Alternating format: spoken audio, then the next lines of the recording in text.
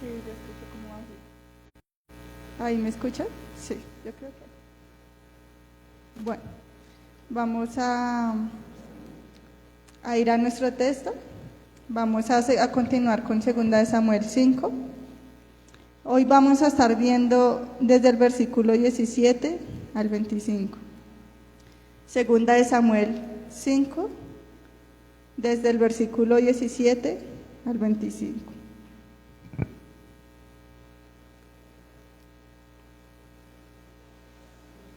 ¿Listo? Señora. 2 Samuel 5, del versículo 17 al 25. Dice: oyendo los filisteos que David había sido ungido por rey sobre Israel, subieron todos los filisteos para buscar a David, y cuando David lo oyó, descendió a la fortaleza. Y vinieron los filisteos y se extendieron por el valle de Refaim. Entonces consultó David a Jehová diciendo: ¿iré contra los filisteos? Esto llamó el nombre de aquel lugar Baal Perasim. Y dejaron allí sus ídolos, y David y sus hombres los quemaron. Y los filisteos volvieron a venir y se extendieron en el valle de Refraín. Y consultando David a Jehová, él le respondió: no subas, sino rodéalos y vendrás a ellos enfrente de las balsameras. Y cuando oigas ruido como tiempo que nos permites, Señor, compartir como iglesia, Señor, en esta mañana queremos humillar nuestros corazones, Señor. Queremos humillar nuestras vidas delante tuyo, Señor, para que seas tú transformándonos, Señor, en esta mañana. Para que seas tú glorificado en esta mañana, Señor. Hoy venimos aquí solo para adorarte a ti, Señor, para exaltarte a ti, Señor, porque tú mereces toda nuestra alabanza. Que tu palabra dé mucho fruto, Señor, en nuestras vidas, Padre Santo.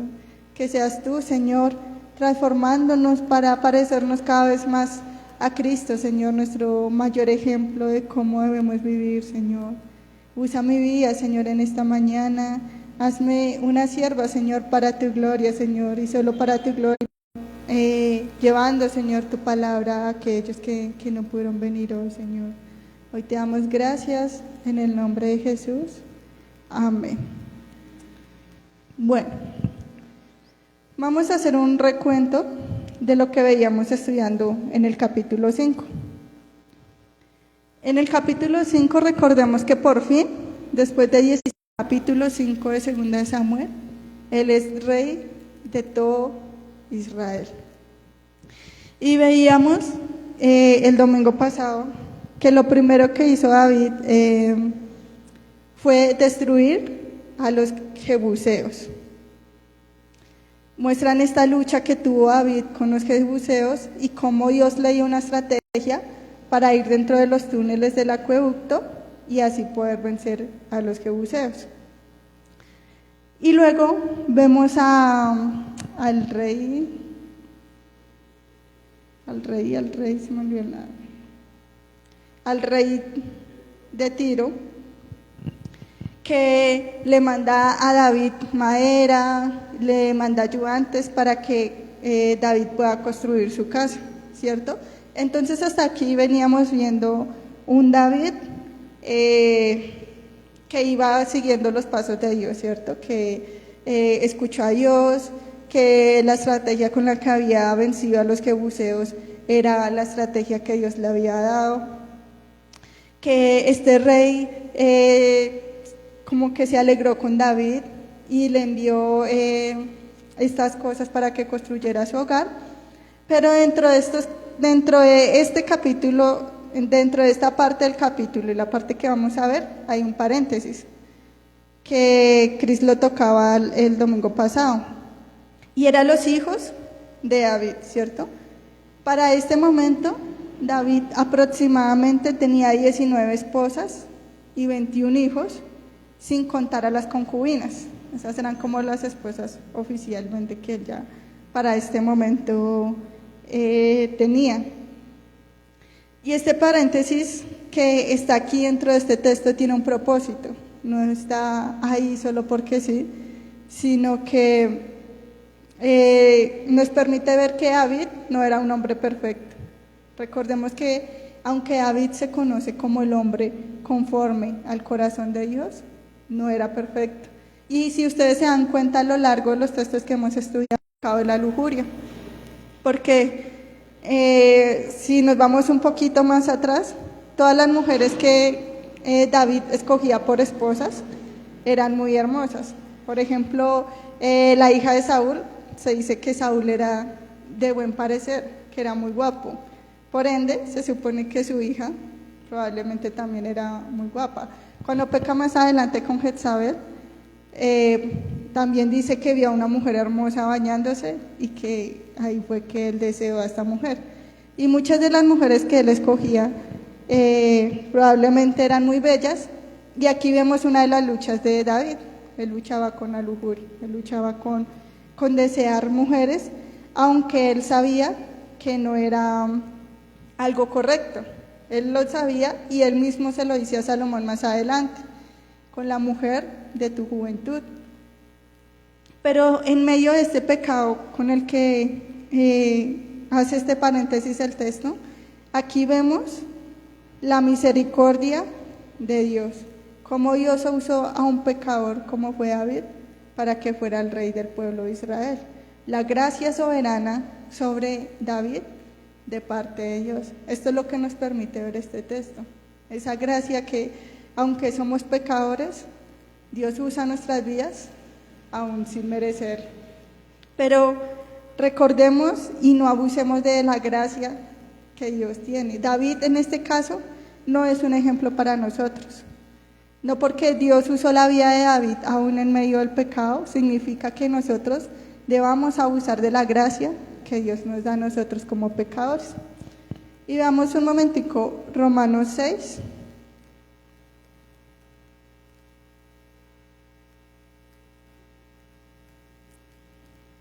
Romanos 6, versículo 1 y 2, y luego vamos a leer el versículo 19.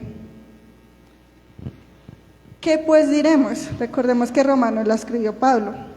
¿Perseveraremos en el pecado para que la gracia abunde? En ninguna manera, porque los que hemos muerto al pecado debemos hacer. Aunque la gracia de Dios esté en nosotros, no debemos caer en este pecado. Vean Romanos 6, versículo 19, lo que nos dice: hablo como humano por vuestra humana debilidad, que así como para iniquidad presentasteis vuestros miembros para servir a la inmundicia y a la iniquidad, así ahora para santificación presentad vuestros miembros para servir a la justicia. En ningún momento la Biblia nos habla de abusar de la gracia de Dios. Dios es un Dios de gracia, Dios es un Dios muy bondadoso, pero no debemos abusar de esta gracia. Y más adelante, para David, este pecado le va a traer muchas consecuencias. Ya hemos visto algunas de las consecuencias, pero más adelante se va a ver más marcada las consecuencias que trajo este pecado a David. Aunque la gracia de Dios esté en nuestras vidas, los pecados van a tener consecuencias. Entonces, quería como hacer ese paréntesis antes de ya adentrarnos en nuestro texto. Versículo 17 de Segunda de Samuel. Segunda de Samuel 5, versículo 17.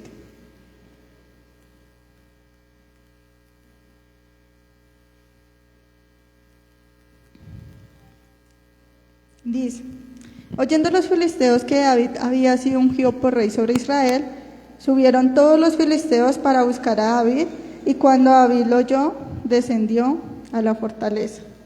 Mientras David fue rey de Judá, a los filisteos les había dado igual. Recordemos que David había luchado ya con los filisteos antes, luego viene de vivir un tiempo con ellos, de haber sido parte de su ejército, y aquí vuelve a Jerusalén y dice que cuando ellos oyeron que ella iba a ser rey, y dice que David bajó a la fortaleza. La fortaleza era Jerusalén. Recordemos que Jerusalén era una ciudad amurallada, y por eso los jebuseos, en los versículos anteriores le dijeron a David: bueno, pues ven a pelear contra nosotros y así vayan cojos, ciegos en este lugar, ustedes no nos van a vencer, porque ellos tenían la seguridad de las murallas que les protegían. Los jebuseos habían invadido Jerusalén. En ese momento era una tierra muy neutral para David, para poder reinar, porque ni estaba en la tribu de Judá como tal, ni tampoco estaba dentro de las otras tribus, sino como en la mitad, en una tierra que había sido habitada antes por los jebuseos. Entonces era también muy neutral, y esa es la que se conoce aquí como la... Y vinieron los filisteos y se extendieron por el valle de Refaín. Entonces consultó David a Jehová diciendo: iré contra los filisteos, los entregarás en mi mano. Y Jehová respondió a David: ve, porque ciertamente entregaré a los filisteos en tu mano. David aquí sigue demostrando su dependencia de Dios. Él entendía quién era el que iba a pelear por él. Y por eso nuestra prédica el día de hoy se llama El Dios de los ejércitos, porque David entendía quién era el que iba a pelear por él. Él era muy distinto a Israel. Recordemos que Israel pidió a Dios un rey porque no quiso que Dios peleara por ellos, porque no quiso que Dios los gobernara a ellos. Muy contrario a lo que está haciendo David aquí. David sabía que era Dios el que tenía que pelear sus batallas, que era Dios el que debía ir delante de él. Y aquí vemos a un David dependiente de Dios. También aquí vemos un claro contraste entre David y lo que había hecho Saúl. Saúl, en medio de las batallas, en medio de la guerra, era todo lo contrario a lo que David estaba haciendo aquí. Vamos a ver que hay un gran contraste en esta historia con lo que normalmente hacía Saúl, empezando porque Saúl ya a lo último ni siquiera consultaba a Dios, sino hacía lo que él quería. Y aquí vemos a un Dios, a un David confiado y seguro en que el que iba a pelear por él era Dios mismo. Versículo 20. Y vino David a Baal Perasín, y allí los venció David, y dijo: quebrantó Jehová a mis enemigos delante de mí, como corriente impetuosa. Por esto llamó el nombre de aquel lugar Baal Perasín. Y este es uno de los textos claves de esta porción de la Biblia. ¿Qué dijo David? Los venció David y dijo: quebrantó Jehová a mis enemigos delante de mí. Fue Jehová el que peleó por mí esta batalla. Y veamos que anteriormente ya lo había dicho, versículo 10 y versículo 12. Vean cómo él lo hizo. Versículo 10. Y David iba adelantando y engrandeciéndose, y Jehová Dios de los ejércitos estaba con él. Era Dios el que peleaba con él. Versículo 12. Y entendió David que Jehová le había confirmado por rey sobre Israel, y que había engrandecido su reino por amor de su pueblo Israel. Vemos que esta idea se repite varias veces en este capítulo, y es porque es el énfasis, es el corazón de este texto, demostrar que era Dios el que peleaba por ellos, que era Dios el que iba delante de ellos. Vamos a 1 Corintios 4.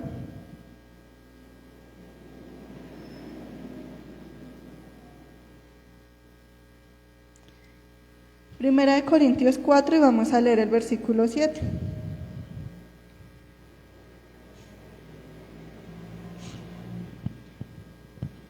Amén. Bueno, porque ¿quién te distingue o qué tienes que no hayas recibido? Y si lo recibiste, ¿por qué te glorias como si no lo hubieras recibido? Aquí está Pablo hablándole a la iglesia de Corintios y diciéndole: ¿de qué quieres gloriarte tu actitud que está teniendo David aquí? Entendiendo que era Dios el que peleaba, que era Dios el que se merecía toda la gloria. Y haciendo esta prédica pensaba mucho en, muchas veces nos podemos llegar a comparar con David y decir: bueno, nosotros no tenemos todas las mujeres o hombres que tenía David, nosotros no cometimos asesinatos como los hacía David, y tal vez podemos llegar a compararnos con él, pero yo después pensaba, somos como David, con ese corazón humilde, contrito, delante de Dios. Tal vez no cometemos todas las cosas que hizo David a lo largo de su vida, pero tal vez no estamos imitando a David a tener un corazón humilde delante de Dios, un corazón que reconoce que Dios es el que está delante de él. Cuando él venció a Goliat, ¿qué fue lo que dijo? En el nombre de Jehová de los ejércitos, vengo aquí a luchar. Entonces vemos que él siempre entendió que era Dios el que peleaba con él. Más adelante vamos a ver un texto en el que David no va a perder su vista de Dios por un instante, y esto le va a traer un gran castigo. Más adelante vamos a estudiar un poco esto. Pero aquí estamos viendo un David que, a pesar de sus pecados, que a pesar de sus mujeres, tenía un corazón conforme al corazón de Dios, porque se humillaba a Dios, porque sabía que Dios debía ir delante de cada una de sus decisiones. David ya conocía al ejército de los filisteos. David sabía cómo peleaban ellos porque estuvo viviendo con ellos. Él pudo haber ido y pudo haber peleado, pero él decidió primeramente hablar a Dios y no hacerlo por sus propias fuerzas o por su propio conocimiento en guerra. Entonces recordemos que no hay nada en esta vida de lo que debamos gloriarnos, sino que toda la gloria siempre debe ser para Dios. Versículo 21 de 2 de Samuel.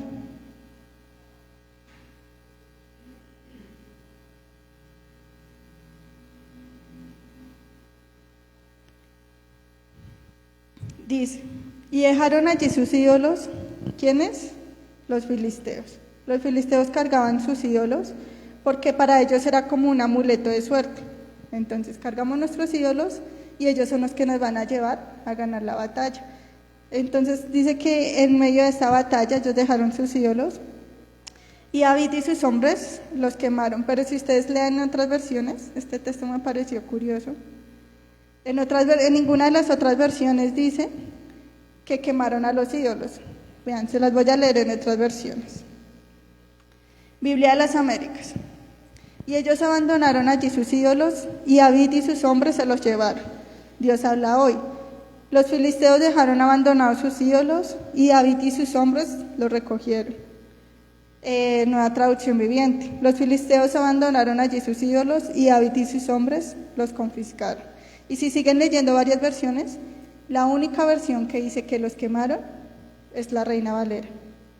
En el resto de versiones se puede asumir que ellos tomaron los ídolos para sí mismos, porque eso era lo que normalmente se hacía en la guerra. Les robaban a los otros sus ídolos. Por eso habían robado el arca de Dios, porque el arca de Dios era lo que representaba a Dios para ellos. Entonces era como la costumbre ir y robar ídolos. Pero aquí vemos que ellos los tomaron, pero para quemarlos.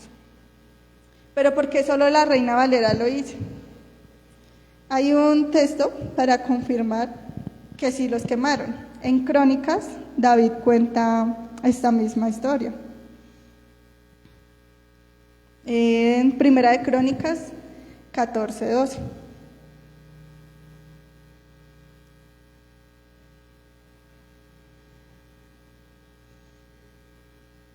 Recordemos que Crónicas cuenta las historias de cada uno de los reyes que hubo en Israel.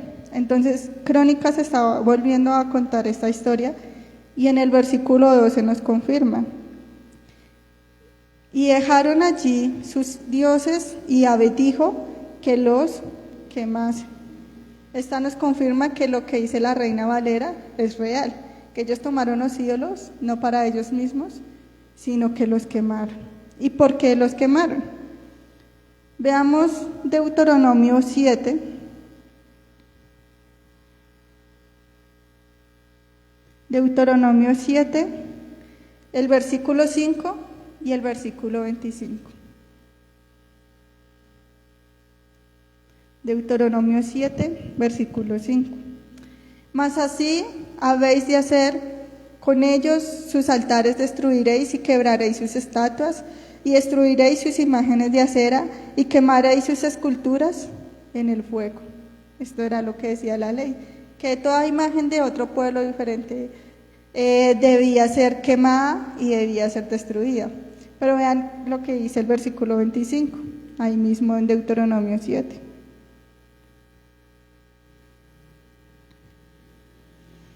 Dice: las esculturas de sus dioses quemarás en el fuego, no codiciarás plata ni oro de ellas para tomarlo para ti, para que no tropieces en ello, pues es abominación a Jehová tu Dios. ¿Por qué era necesario que las quemara? Para que eso no fuera tropiezo para ellos, ¿cierto? Porque ellos podían, recordemos que estos dioses se hacían en oro, en plata, eran muy valiosos monetariamente. Pero Dios les dice que deben quemar eso, que no deben dejar que la codicia de su corazón los lleve, porque a que sus ojos se desvivieran porque eran imágenes de oro muy valiosas, porque esto podría ser un tropiezo para ellos. Y esto era abominación a Jehová. Y David tenía claro esto. Y David estaba obedeciendo la ley de Dios, destruyendo estos ídolos. Entonces, cuando lean este versículo en otra versión, recuerden que David los quemó, ¿listo? Para que no se vaya a malinterpretar, porque ninguna otra versión lo menciona. Y este pueblo de los filisteos estaba muy confiado en sus ídolos, estaban muy confiados en que sus ídolos les iban a dar la victoria. Y yo les pregunto, ¿en qué ídolos estamos poniendo nuestra confianza? ¿Estamos siendo como David, que puso su confianza en el Dios de los ejércitos? ¿O estamos siendo como los filisteos y estamos poniendo nuestro corazón, estamos poniendo nuestra confianza en un ídolo? Recordemos que un ídolo no es solo la crucecita. Hay personas que cargan su crucecita o su virgencita o cosas así y dicen: yo la cargo y nunca me la quito porque me protege. Más o menos así lo veían los filisteos.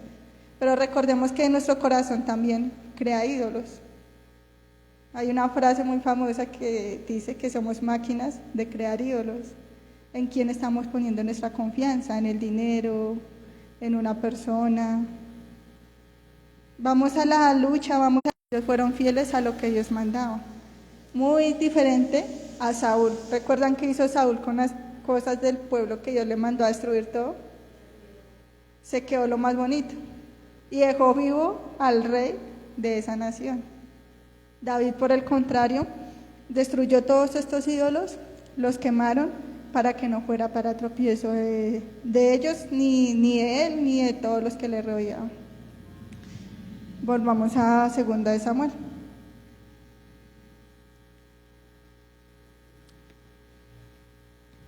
Versículo 22. Y los filisteos volvieron a venir y se extendieron en el valle de Refaim. Y consultando David a Jehová, él le respondió: no subas, sino rodéalos y vendrás a ellos enfrente de las balsameras. Y cuando oigas ruido como de marcha por las copas de las balsameras, entonces te moverás, porque Jehová saldrá delante de ti a herir el campamento de los filisteos. Los filisteos no quedaron contentos porque David les ganó, así que hicieron otra emboscada a David para poderlo matar. Y dice que ellos volvieron a venir y se extendieron por este valle de Refaim, y David volvió a consultar a Dios. Y Dios le dijo lo que él tenía que hacer. Le dijo que él no tenía que subir directamente a ellos, sino que los iba a rodear, y que cuando escuchara el ruido de las balsameras eran unos árboles de donde se saca el bálsamo. Por eso se llaman balsameras, como decir un aguacatero, eso era una balsamera. Y se cree que estas balsameras, porque dirían: vienen un montón de personas a atacarnos. Entonces Dios le dijo: vas a esperar hasta que empiece el ruido de las balsameras. el río de la marcha. Claro, todos se asustaron cuando escucharon estos árboles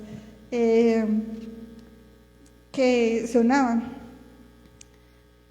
Vamos a Éxodo 14:14.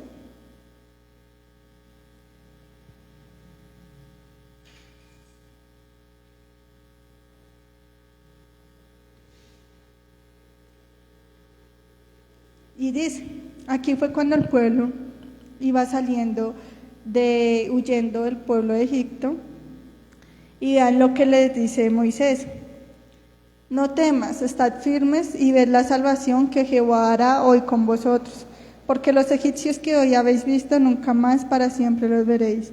Jehová peleará por vosotros y vosotros estaréis tranquilos. Jehová era el que iba a pelear por ellos.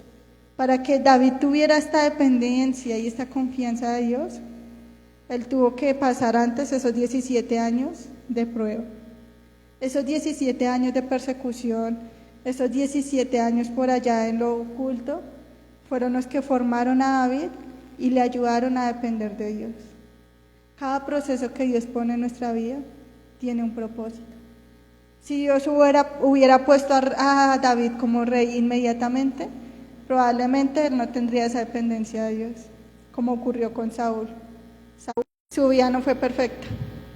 No significa que nunca más le pasó nada y que ya vivió en la gloria para siempre, pero entendía que Dios estaba con él, que Dios estaba con él en medio de fuera cual fuera la dificultad. Y eso es algo, porque Dios es soberano, Dios es poderoso, pero él quería probar a David. Quería probar si David iba a ser obediente y quería probar si David realmente estaba aprendiendo a depender de él. Estaba probando el corazón de David en medio de esa batalla, en medio de esa dependencia de Dios, en medio de nuestros problemas. ¿Qué hacemos nosotros? Es la manera en que Dios